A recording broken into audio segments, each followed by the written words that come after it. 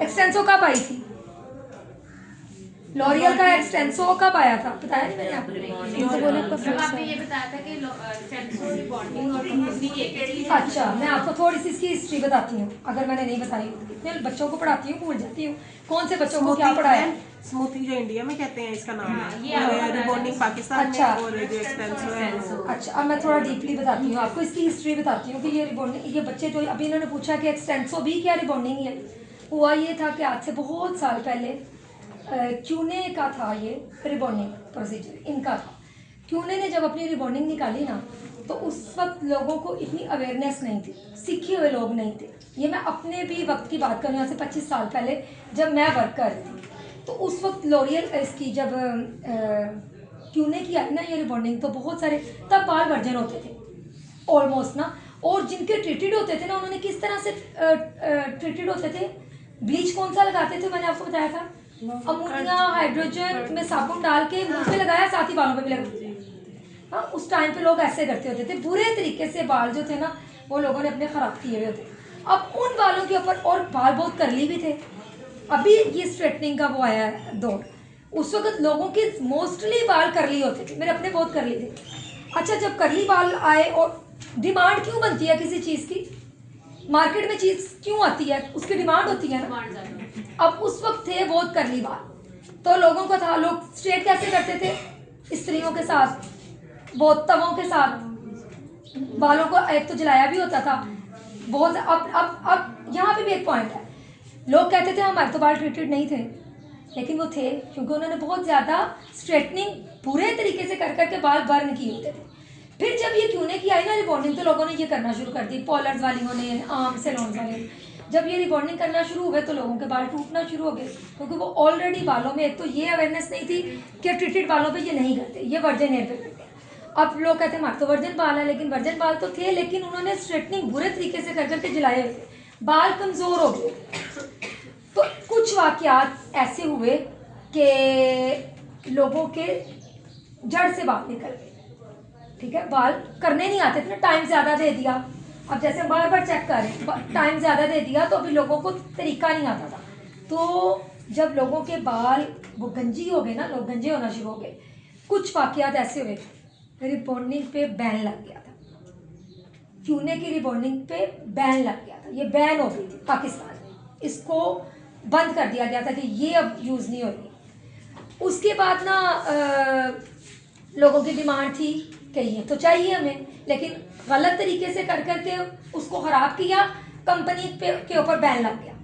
उस वक्त फिर ये लॉरियल आए, लॉरियल ने रिबॉन्डिंग के नाम से लोग डर गए थे, उन्होंने रिबॉन्डिंग सुना, वो उसके बाल उतर गए थे, वो सुना फला के बाल बर्न हो गया, उसके बाल ऐसे हो गए, लोग रिबॉन्डिंग के नाम से इतना डर गए थे कि लॉरियल ने इसका नाम ही बदल दिया। इस वजह से रिबॉन्डिंग का नाम बदला और एक्सटेंसो बना इसका नाम। क्यों एक्सटेंसो बना? क्योंकि रिबॉन्डिंग से लोग डर रहे थे। अब एक नई मार्केट में चीज़ आई, नई चीज़, एक सेफ चीज़ आई है मार्केट में, उसके साथ बाल बर्न नहीं होते। उस वक्त लोगों को थोड़ी अवेयरनेस भी हो गई, लोगों को शौर भी आया कि किन बालों में लगाना है, किन बालों में नहीं लगाना। वैसे शौर तो अभी भी बहुत से लोगों को नहीं है, तो थोड़ा बहुत जब तो लोगों को पता चला कि ये किन बालों में लगाना है, तो रिबॉन्डिंग से निकल के लोग एक्सटेंसो की तरफ आ गए कि नहीं नहीं, एक्सटेंसो जो है ना वो बालों को ख़राब नहीं करती, जबकि वो सेम चीज़ है, एक्सटेंसो रिबॉन्डिंग सेम चीज़। बस वो जो लोग डर गए थे ना, लोगों के दिलों में से डर निकालने के लिए एक्सटेंसो, लॉरियल कंपनी जब आई तो उन्होंने एक्सटेंसो के नाम से रिबॉन्डिंग को इंट्रोड्यूस करवाया। तो आप मुझे बताएं रिबॉन्डिंग में और एक्सटेंसो में क्या फ़र्क है? सेम है यार, सेम। आपको कितने कंफ्यूज होते हो कि एक्सटेंसो पता नहीं कौन सा ट्रीटमेंट है और रिबॉन्डिंग तो एक आम सा ट्रीटमेंट है, दोनों सेम है। इसकी हिस्ट्री बस मैंने आपको इसलिए बताई है कि किस वजह से कंपनी ने उसी प्रोडक्ट का नाम चेंज करके इंट्रोड्यूस करवा दिया ताकि लोग डरे ना, वो डर निकल जाए। अब समझ आइए कि दोनों सेम चीजें हैं? लगता नहीं समझ आई।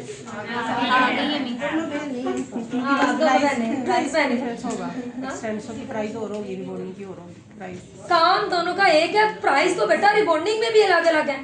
किसी कंपनी का 8,000 है, किसी कंपनी का 7,000 है, किसी कंपनी का 16,000 है, किसी कंपनी का 25,000 है। ये प्राइस तो रिबॉन्डिंग में भी अलग अलग है। इतना अच्छा ब्रांड उतनी हाँ,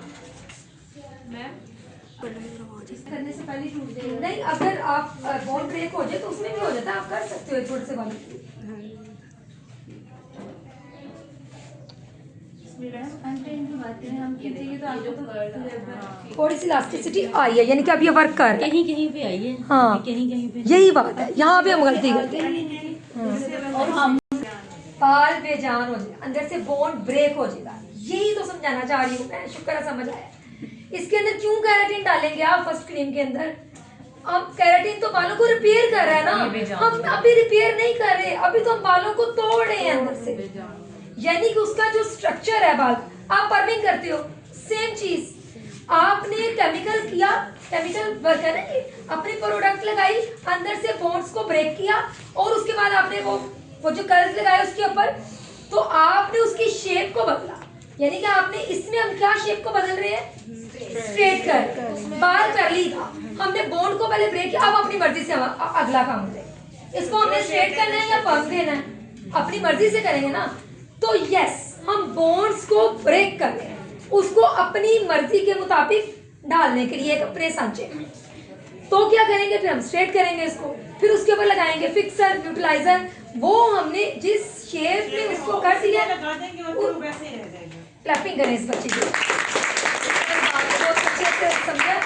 और यही प्रोसीजर है ये पूरे का पूरा। बोन्स को ब्रेक करेंगे पहले अंदर से, और फिर उसके बाद उसको वॉश करके, अब बोन ब्रेक हो गया, आप अपनी मर्जी से हम उसको डालेंगे अपने सांचे में, उसको स्ट्रेट करेंगे। अब स्ट्रेट करेंगे तो बात स्ट्रेट हो, यही है सारा फंक्शन रिबॉन्डिंग का।